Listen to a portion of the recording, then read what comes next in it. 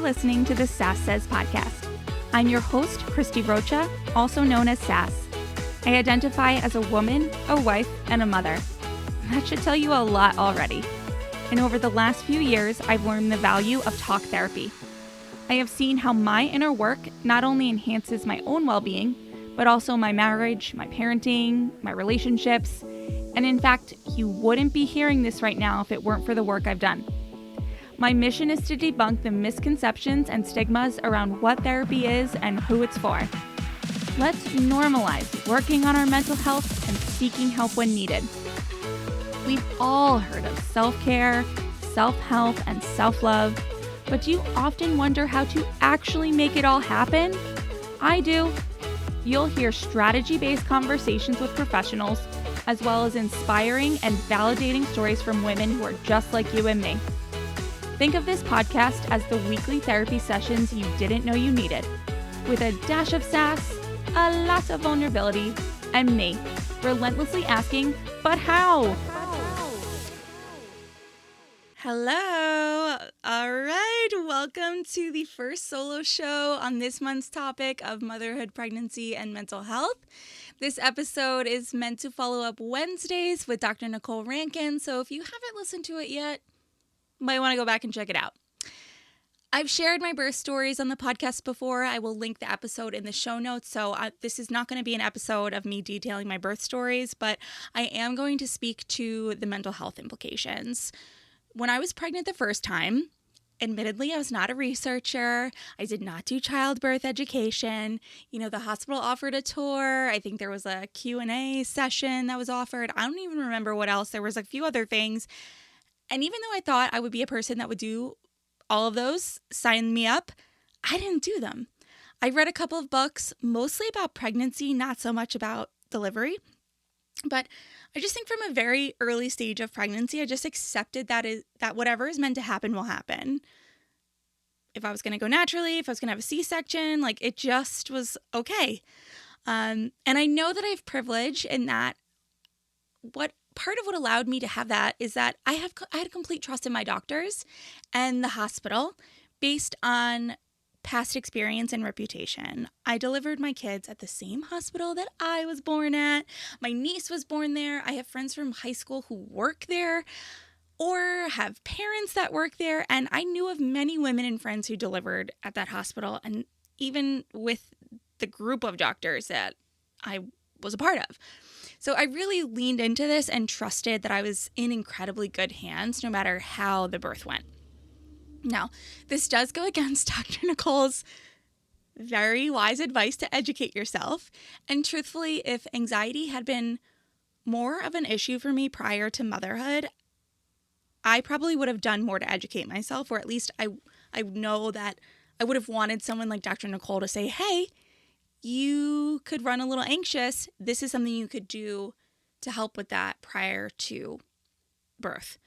But I got lucky in that there weren't complications, but had there been, I would have been very reliant on the medical professionals and my husband to make the calls because I didn't ahead of time know what all the possibilities are and what all the choices would be. So I don't know.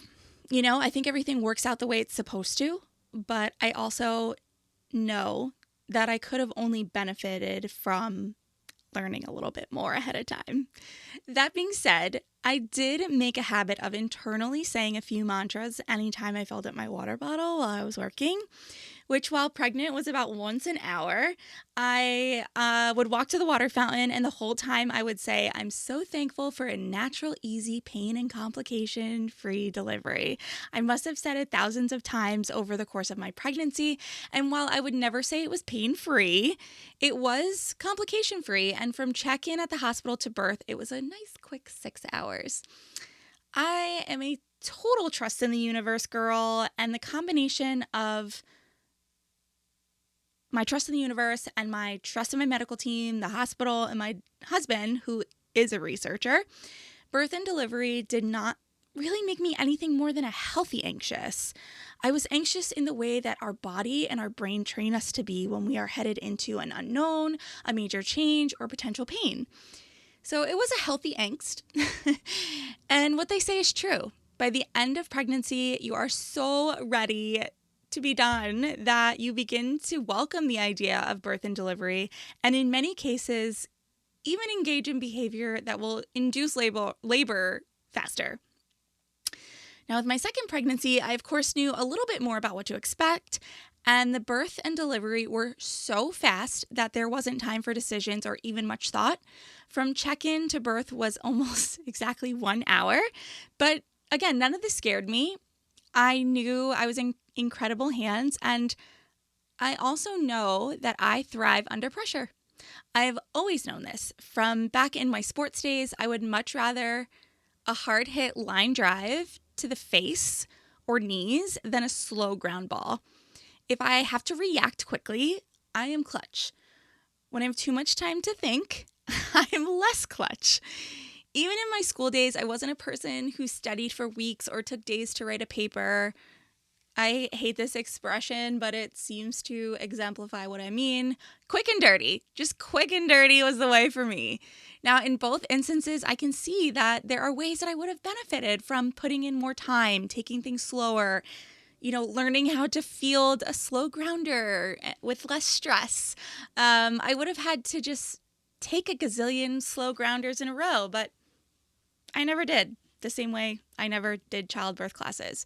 And with school, I did well, but I probably could have done even better had I put more time in. But, as you can guess, I didn't. And it's funny because I get so triggered and overstimulated with my kids on a regular basis from things that don't even make my husband bat an eye. And this is going to connect in a second, but just yesterday, my daughter got stomach sick in the car, and I felt that same energy kick in that allows me to just react, handle, and deal with it. It's like the more intense the situation, the better off I am in many ways. Again, could I have benefited from more education? 1,000%. Did I get very lucky that there were no complications? Yes. Yes, I did. And again, I think things work out the way they're supposed to. Now, the way I handled it is not the case for everyone. So check in with yourself, figure out what you need. And if you don't know, then err on the side of more education than not. And even though my first pregnancy was only about 6 years ago now, I think what is available now is greatly different from 6 years ago. There are so many online courses, coaches, podcasts, and easily accessible and consumable without having to take an in-person birthing class or visit a hospital. I mean, Dr. Nicole is a perfect example. Her offerings are, of course, linked in the show notes. And I would just say, if you are not pregnant or not thinking about having any more kids, do you have a friend or a sister or a cousin that is? And when they're looking to you for advice, maybe this is what you say, take some childbirth education. Hey, I know you run Anxious. I did too. I wish I had done some online courses to just know what to expect, or at least have like a base knowledge. You know what I mean?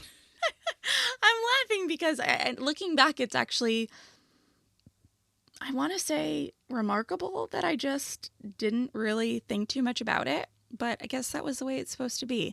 Anyway, Dr. Nicole said it during the interview, and I will reiterate that educating yourself does not have to be all-consuming or overwhelming. A little bit here and a little bit there from varying sources as you go on a walk or do the dishes or on your lunch break is perfectly perfect.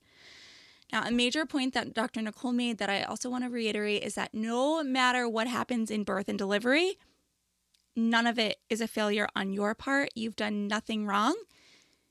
As prepared as you can be, birth is unpredictable. That was like the main neon lights sign message that Dr. Nicole wanted to put forward, is that the only thing predictable about birth is that it is unpredictable. And, I keep kind of saying like, if you're not pregnant or this or that, because I believe I'm done being pregnant. I have friends that are pregnant, and I know I'll have more friends that get pregnant again, or, whatever. And so if this message is for you or it's for someone you love and care about, send it to them.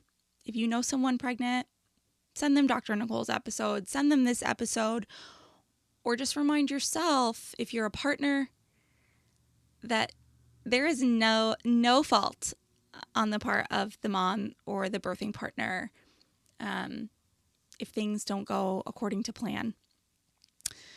So I also want to note that however you feel after giving birth is okay.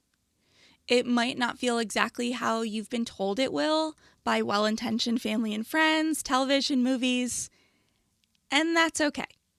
You might need a few minutes to gather yourself and your emotions before deeply connecting with your child or reconnecting with your partner. You might be completely overwhelmed by emotion, but not be able to really tell what emotion it is. Whatever kind of birth you have, and even though our bodies are, biologically designed to do this, it is still a major thing. It's a major event. Your body goes through a lot, and it's okay to feel however you feel. After the birth of my daughter, I don't know what I expected. I just expected this, rush of, deep love. And I don't know. I just was like, wow, this is amazing. And I love her. But why aren't I crying? Why aren't I this? Why aren't I that? My husband's just like, hey, you're a little bit drugged and you just went through a lot. Give yourself a minute. It's okay. And it was like, oh, yeah, okay. And I have to say, with my second, just knowing what to expect more, I did have that more immediate feeling. And so the point is, whatever you're feeling, it's okay, because it's your story. It's your birth. It's your delivery. It's your body. And here comes the line that we hear all the time, and we hear it all the time because it's true. Give yourself grace and take what you need first. If you need a minute before they put your baby on your chest, take it. If you need a few minutes more before you try breastfeeding for the first time, take it. Take it. If you need a sip of water, take it. If you want to have a chat with your spouse, do it. This is your birth, your delivery. And once the medical professionals have made sure that everyone in the room is safe and healthy, you do what you want to do. I feel like being in a hospital can be very intimidating. And, of course, we all want to just be healthy and safe. And that's what I'm saying. Make sure all that's covered, and then you do you. It is your birth. It is your baby. It is your body. Okay. Woo. All right. So the last thing I want to leave everyone with today is being pregnant is enough of a reason to seek out mental health support from a therapist. Birthing a child, even having a completely complication-free birth, is enough of a reason to seek out mental health support. Postpartum recovery, coping with all of the biological and physical changes and emotional changes are enough to seek out mental health support. And I'm going to leave it at that for now, because in the coming weeks, we are going to take deep dives into postpartum and maternal mental health. And so I'll save it for that, because we're gonna talk about it all. I'll be back on Wednesday with another expert interview. And in the meantime, make sure you head over to sass.com/panel to sign up for the live Zoom discussion with our experts this month. It'll be on July 31st at 1 p.m. You must visit that link and sign up in order to get access to the Zoom room and or the recording. All right, bye. Thank you so much for tuning in today. Sass Says is a production of Luann Nigara, Inc. This podcast is meant to be educational and not meant to replace professional therapy or professional medical attention. To learn more about today's show and what's new in my world, head over to sasssays.com. Thanks so much. Talk later.